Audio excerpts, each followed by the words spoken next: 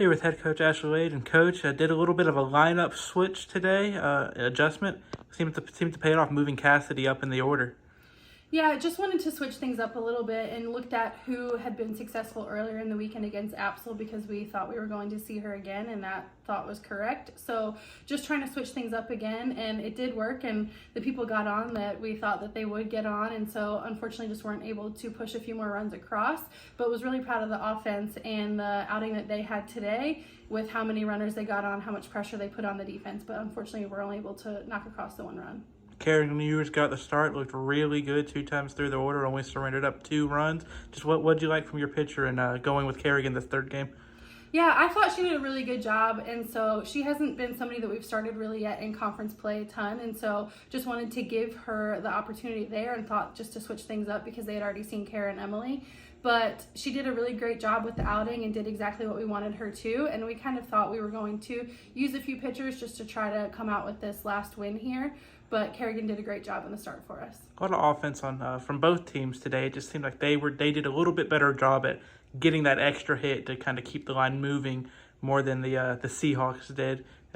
What did you see? Kind of just offensive execution with runners on base.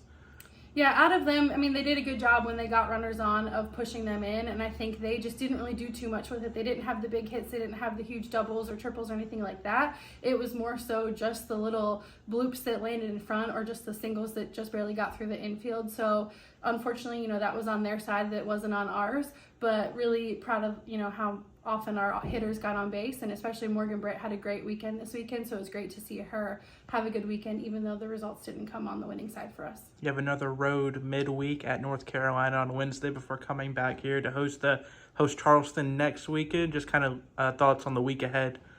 Yeah, it's going to be a tough week. Any week that you have a midweek is always a tough week. So we'll take the rest of today off and have tomorrow off and have one practice, and then we go right back at it on Wednesday.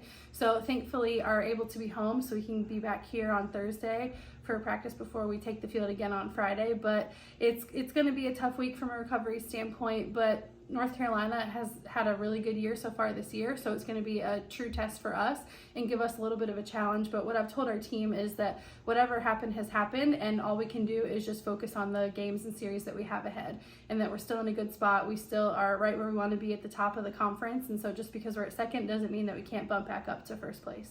So Charleston series is going to be a big one for us just from a mental capacity of turning the page.